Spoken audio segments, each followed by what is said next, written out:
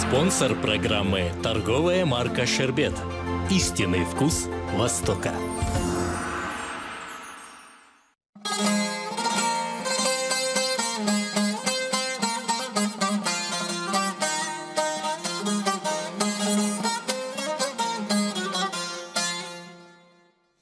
Selamun Aleyküm sayılı seyirciler. Temiz yürekten ve en hayırlı dileklerle sizge hayırlı akşamlar dileyimiz ve nefbetteki akşamımızı beraberlikte geçirmeye davet etemiz. Sayılı dostlar, bugün bizler hep beraberlikte 26. iftarımızı karşılayacağız. Lakin bugünkü iftarımız hususidir, yani iftarla beraber Kırım'da ve bütün Müslüman ümmetinde inşallah, yani şimdi geceye yakınlaşkan Müslümanlarda Kadir Gecesi de başlanacaktır sayılı dostlar.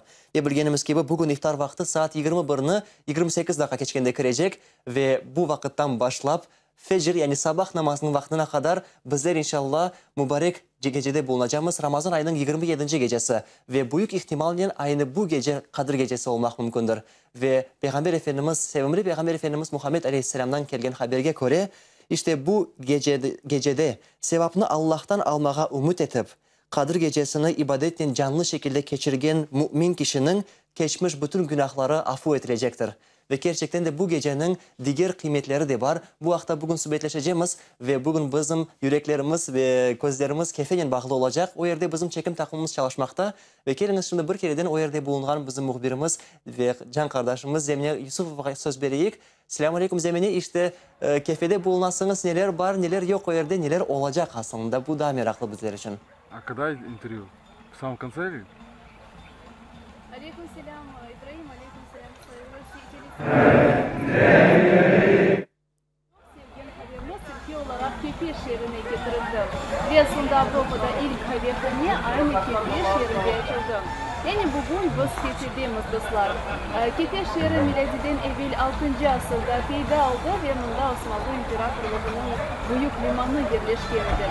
Belki de aynı bu sebepten evvelde Kefe Yalıboy şehirleri arasında en çok insanlar yaşayan yeriydi. Bunda takriben 100.000 adam yaşayanıdır. Bugün ise Kefe'de Ramazan mülkü, lakin yazık ki şehir kurort yeri olduğu için bu mühittek camiler ve Kırım Tatarlarının kutlevi şekilde yaşayan yerlerde bulunmakta. Biz Kefe'ye gündüz geldik ve de şehrin pek güzel camisi Mufti camisine kırmaya yetiştirdik. Gayet eski camilerimizden biri o Kefe'de Türk mimarcılığının bir isi sayılmakta. Çünkü Türk üslubunda kurultandır. Onu belli Türk mimarı Sinan kurdu. Ve belki evvelde caminin sıfatı başkaydı. Bugün ise sadece minare ve büyük kubbe evvelki sıfatında bizde de yetip geldi. Caminin bazı çözülecek meseleleri var. Misal için caminin azbarından adamlarının evleri var ve bu kutlevi tedbirlerinin geçirilmesini ve aslında caminin normal işini çok sever etti. Bu hafta bizge caminin, yani Mufti camisinin imamı Ridvan Bey tarif etti. Camimizni tamirat yapmaya, hatta biz bazı insanlarla anlaşma yaptık bu camimizni tamirat yapmak için. Ama şimdi Kırım'da dönüşleri olduktan sonra biz ama umut etiyordan, işanlıyız. Cami yeniden tamir olundan sonra uzun çalışmasını devam edeceğine. Ama bekleyek, umut etiyoruz inşallah. Микрофон села, батарейка там сейчас будем менять. Şimdi ise biz çekim takımımızla beraber Bayburga Camisi'nin yanında bulunamız. Bu ise yanlı camilerimizden biri. Kuruculuk işleri 1990. Но она будет, нет, она будет у нас справа по кадру, слева по кадру.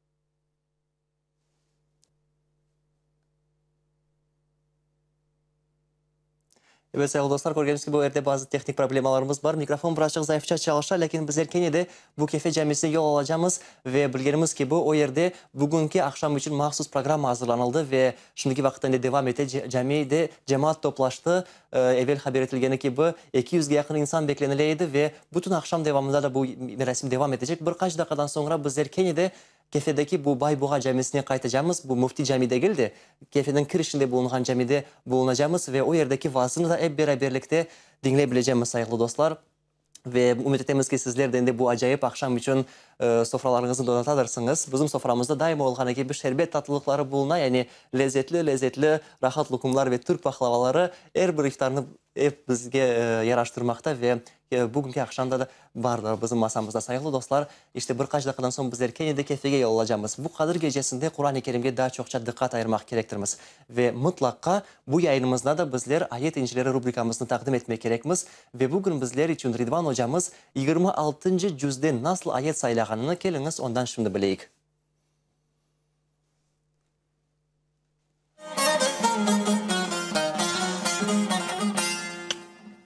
أعوذ بالله من الشيطان الرجيم بسم الله الرحمن الرحيم يا أيها الذين آمنوا إن تنصروا الله ينصركم ويثبت أقدامكم صدق الله العظيم.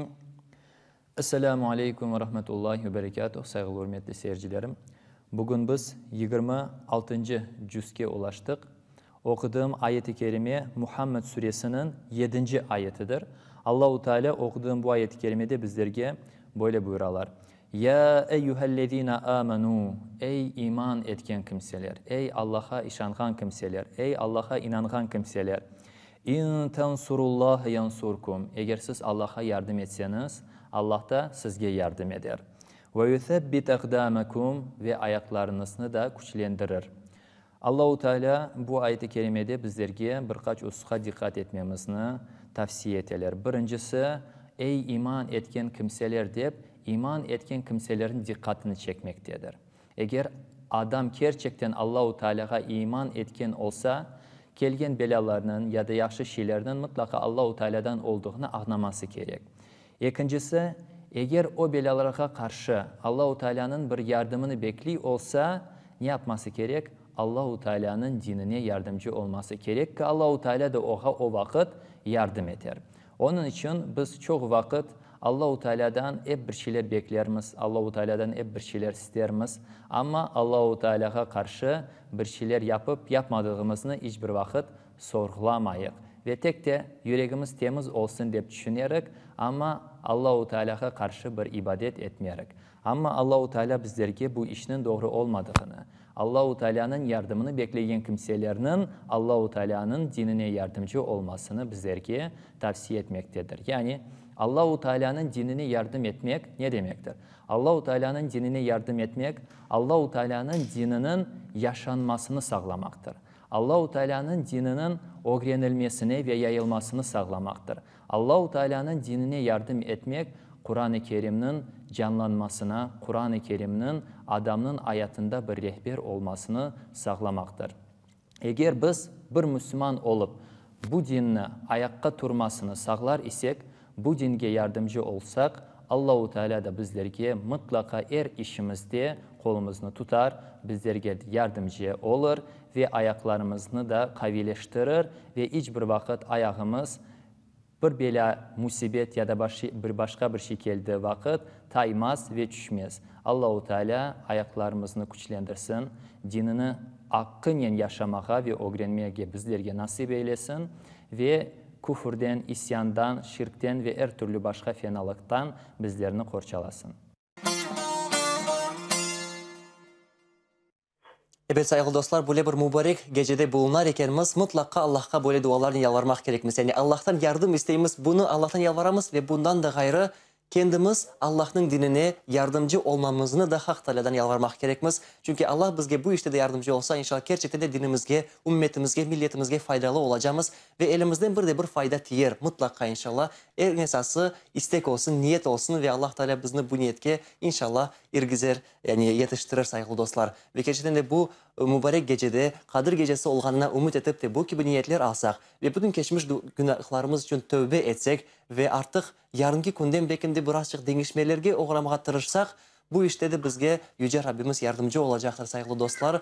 Ve belki de aramızda bu ay devamında yani bazı bir ihmallık yapıp da oraza tutmaganlar olsa, gelsin hiç olmaganda yarından başlap orazasını tutup başlasın ki birkaç gün kaldı. Belki de bu sebepten de Allah Teala'nın mükafatını kazanmaya imkan olur sayılı dostlar. Ve daha böyle bir gayet semereli iş hakkında sizge tavsiye edebilirim. Ve hususen bu akşam bu gecede dualarımızda yalvarabilemiz. Haber geldi bizim Kırım Müslümanlar Dini İdaresinden artık endi bugünden ve yarından başlap hacıga barmağa istegenler öz vesikalarını tapşırabilirler. Yani mukaddes topraklar Kabe-i Şerif'ke ve şimdi ekranlarımızda görgen bu Mekke şehrine mukaddes ziyaret ile barmağa istegen kişiler bu sene barmağa tırışacaklar endi öz vesikalarını müftiyatga tapşırabilirler. Yani hafta devamında Cuma bazar ertesi gününden başlap Cuma gününe kadar saat 10'dan 16'ga kadar Kırım Müslümanlar Dini İdaresine gerekli vesikalarını tapşırmak mümkün ve sualler olsa da o yerden bu suallerini sorap cevaplarını alabilir. Kim barmağa istese bugünden başlap endi Allah'a öz istegini bildirsin. Hak Teala bizlerge yardımcı olsun ve bu sene belki de çoğumuzga hacıga barmağa kısmet olur. Allah bilir bunu. İnşallah bugün de kader defterlerimizde bazı yazılar yazılacaktır. Bütün bu istegen şeylerimizden Allah'tan yalvarmak gerekmez. Geliniz ki de kefege yol alayık ve vaat etkerimiz gibi bizim bugün o yerden vaazımız da olacak. İşte o yerdeki bizim çekim takımımız şimdi hazırdır. Selamun Aleyküm Kenya'da zemine işte neler olup geçer? Aleyküm selam İbrahim, aleyküm selam kıymetli teleseyircilerimiz. Biz şimdi Bayburga Camisi yanında bulunamız ve eşitkeniniz gibi bunda hem de müzika yankıra hem de balaçıklar geldi. Birçok bizim küçük vatandaşlarımız bu camiye elbette hem de iftarga koşuldular. Onlar için mahsus bayram ötkerilmekte. Şimdi konser programması hatta hazırlanmakta. Ve yine aytmağa isteyeyim ki bu cami 1998 senesi kurulup başladı ve 2006 senesi endi kuruculuk işleri bitti. Onun kurulması için Zemzem adlı Arap işte teşkilatı kol tuttu. Lakin bu teşkilat kapatılgan son bütün işlerini yerli cemaat yaptı. Yani bir gün geçken sefer biz yani ATR telekanalının beraberlikte geçken Ramazan ayında mında kelgen edik ve bizge ayttılar ki medrese kurulacak ve medresenin divarları gerçekten de endi var ve onların aslında planları büyük. Yani kuruculuk işleri hepte devam edecek. Yerli cemaat bir kimse öz maddi desteğiyle diğerleri ise Allah'ın rızasını kazanmak için öz kollarının kelip mında kuruculuk işlerini beceriyor. Yani şimdi nasıl muhit mında olğanı hakkında Bayburga Camisi'nin imamı Nariman Bey bizge tarif etmeye hazır. Nariman Hoca, selamun aleyküm. Aleyküm selam, sağ olunuz geldiğiniz için Allah razı olsun. Sağ olunuz. Nariman Hoca, sizde gerçekten de büyük bayram, balaçıklarının da bayramı teşkil olundu. Bu hafta hızlıdan tarif etiniz. Nasıl programı bizni bekliyor? Bizlere inşallah sizleri, bizleri cümle Müslümanları bugün Kadir Gecesi Ramazan ayında en mübarek gecelerden birisidir. En kıymetli gecelerden birisidir. 1000 aydan daha hayırlı olan bir gecedir. Ve bu gece bütün civar köydekileri, Müslümanları, bizim Kırım Tatar milletimizi bugün akşam iftarına davet etti. Ve çeşit iki regiondan hem Kirif, İslam Terek rayonundan hem bu rayondan cemaat yığılıştı. Ve bugün akşam birinciden namazdan son Allah kısmet etse biz balacıklara hediyeler vermek isteyiz, bahşişler vermek isteyiz. Ve bu bahşişleri da bizim iş adamları tarafından verilecek. Ve buna daha da kol tutan, bize sponsorluk yapan Türkiye Diyanet Vakfı tarafından onlara hepsine Allah razı olsun teşekkür etmek isteyeyim. Allah hepinizden razı olsun demek isteyeyim. İştenlere ve gene de bugün biz bundaki yerli halktan beraber bu minik horo grupası var. Bizim bulbuller, Tatar bulbulleri diyen Ahmet Şteker ve onların videosunu koymak isteyeyim. Ve arkasından birkaç ağalarımız çıkıp, din cemiyet reisi çıkıp teşekkür edecek. Ve ardından da biz Türkiye Diyanet Vakfı tarafından koordinatör Mevlüt hocamıza söz vereceğiz. İnşallah iftardan son inşallah sizi de bekliyor. Çok sağ olun hocam. Lakin şimdi siz bizge tarif etiniz nasıl planlarınız var? Çünkü ben göreyim ki azbarda kuruculuk işleri hep devam etmekte ve cami gerçekten de gülley. Şimdi ise bizim bu sene programımızda medreseyi bitirmek diye düşündük. Lakin bu sene biraz sıkıntı var. İnşallah önümüzdeki 3 yıl içinde biz bitiririz diye düşünüyoruz. Ve illa da bizim azbarımızın abadanlaştırmak programları var. İnşallah biz Ozu camimizi, Ozu yerimizi abadanlaştırırsa biz başka insanlara da örnek oluruz. Ve yanımızdan geçen yol üstü olan cami belki Hristiyanlar tarafından ve Müslümanlar buna gururlanırlar. Hristiyanlar da bundan kıskanırlar demeyeyim. Bu bizim temizliğimizi görürler. İnşallah etrafa da faydalı olur. Çok sağ olunuz. Biz sizge muvaffakiyetler dileyimiz. Allah razı olsun. Teşekkürler. Sayılı teleseyircilerimiz, biz endi sizinle sağlıklaşmak gerekmiz, lakin bu cemiye, bu iftarının bir hususiyeti var mı da gerçekten de balaçıklar çok, yani inşallah onların hatırasında bu gayet kıymetli ve parlak dahalardan biri olacaktır. Biz sizge elbette muvaffakiyetler dileyimiz ve bütün tutkan orazalarınızı Allah kabul etsin. Çok sağ olun Zemine Hanım. Biz de sizge Kadir Geceniz hayırlı olsun deyimiz. Yani bugün büyük ihtimalle Kadir Gecesidir. Keliniz bizlerinde Zemine Hanım'ın bu Kefe'deki Baybuğa kasabasındaki cami etrafındaki muhit hakkında ilkeye gitken sonra caminin içine yol alayık. O yerde şimdiki vakitte vaaz etmektedir. Ve keliniz beraberlikte bu vaazını dinleyik ve bu vaazdan biraz kendimiz için fayda kazanayık.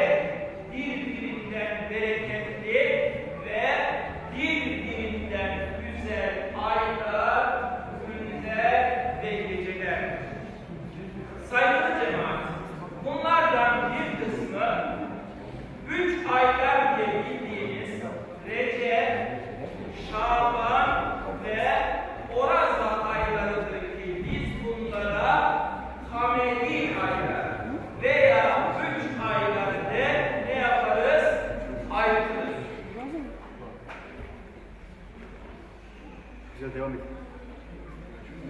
Peygamberimiz sallallahu aleyhi ve sellem Hazretleri 3 aylara girerken şöyle dua eder. Recep ve Şaban'ı aklımızda hayırlı eyle. Bizleri mübarek Oraza'ya eriştir de Allah'tan Oraza ayına eriştiğini yapmıştır. Çokça sorayı, çokça istemiştir. Elbette ki Allah Resulü sallallahu aleyhi ve sellem Hazretleri böyle bir şeyi soramasında, böyle bir şeyi Allah'tan istemesinde bizler için bizlerin bilip olamadığı pek mühim, pek bereketli hadiseler meydana gelmiştir. Saygılı cemaat, 3 ayların içerisinde bir takım kandiller vardır ki bu kandillerin her birisi bizleri mübarek din İslam'ın şearinden olan pek mühim hadiseleri içerisinde barındıran gecelerdir. Bunlardan bir tanesi Refa'i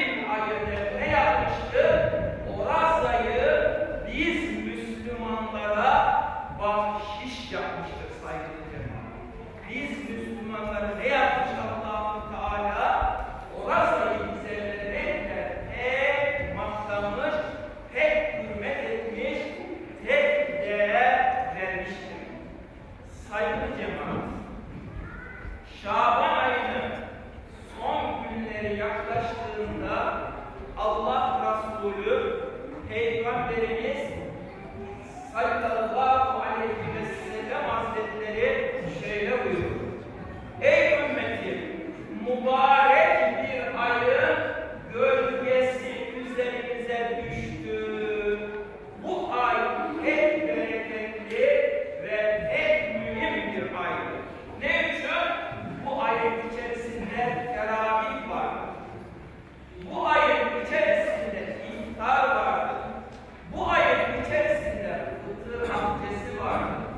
Bu ayın içerisinde Kur'an-ı Kerim vardır. Bu ayın içerisinde temcid vardır.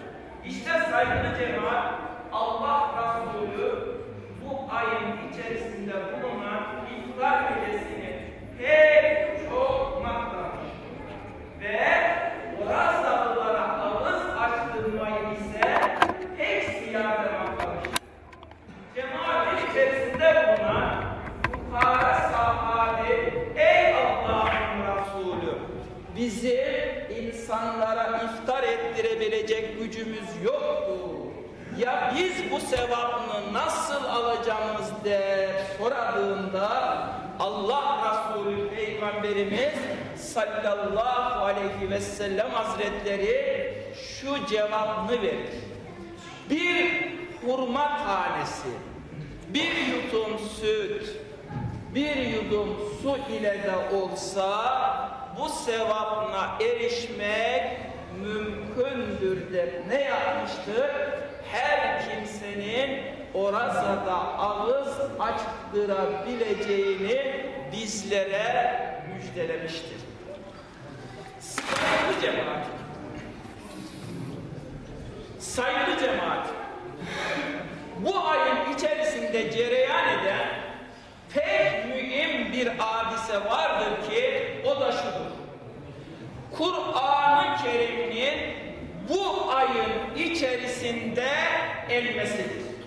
İşte bunun içindir ki Kur'an-ı Kerim ayı Oraza ayı de bizlere ayrılmıştır. Nasıl ki saygılı cemaat, Kur'an-ı Kerim'in Oraza ile ilgili ayeti kerimesinde ey iman edenler, o aya erişen o ayı oruçlu geçirsin. Evet sayılı dostlar, bu kefede bulunduk. Yani o yerdeki Baybuğa Camisi'nde şimdiki vakta vaaz kete ve biz de bu vaazdan biraz faydalandık. Az olsa da bazı bilgiler kıdırdık ve umumen alganda elbette ki bütün bu gece devamında daha ziyade bu kitap okumak ve hayırlı sözlerini paylaşmak gerektirmez. Yani bugün biz büyük ümit ile Kadir Gecesi'ni karşılamak gerekmiş sayılı dostlar ve bildiğimiz gibi Kur'an-ı Kerim'de bu gecede nazil olunan Kur'an-ı Kerim'de bu gece hakkında defalarca aytılmakta.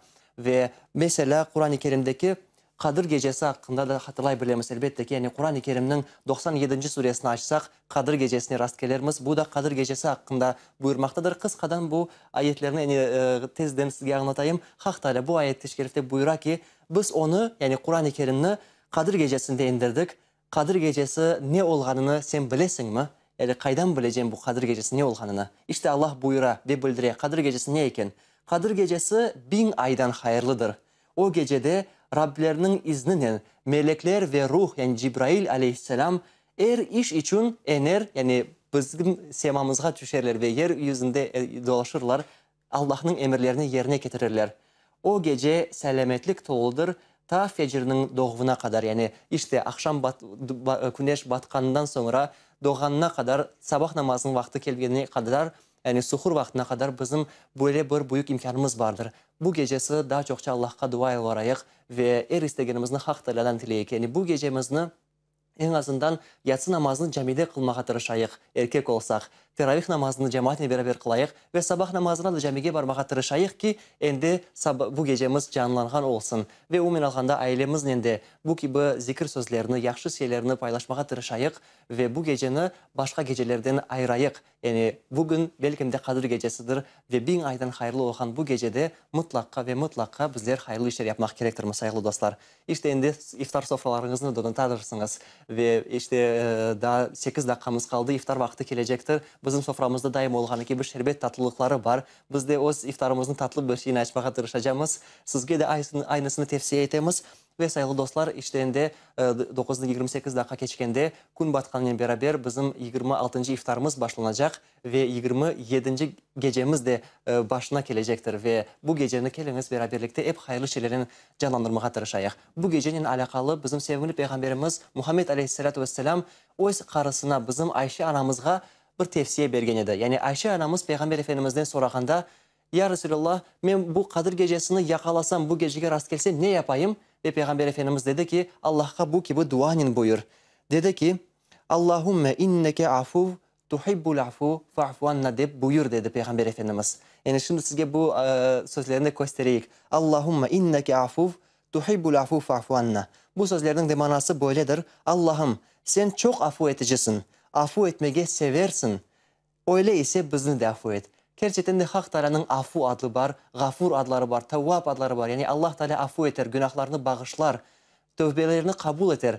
Ve böyle ise Allah Teala tövbelerini kabul etmeyi sevgen halda bizni de afu etsin. Bu ki bu duanın yalvarayıq ve birbirimizin dualarımızda unutmayaq sayılı dostlar.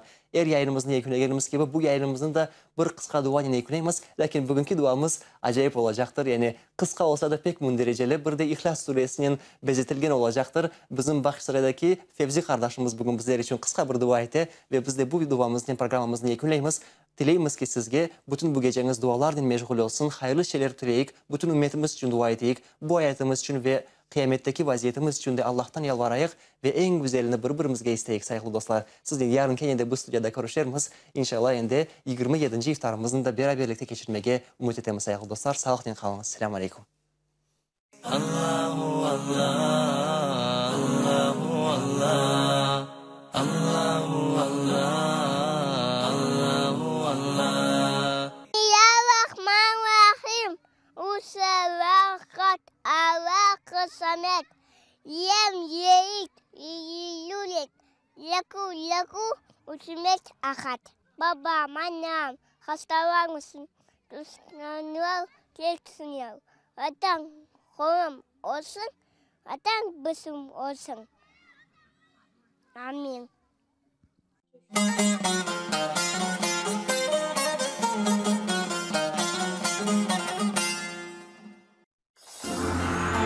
Спонсор программы – торговая марка «Щербет». Истинный вкус Востока.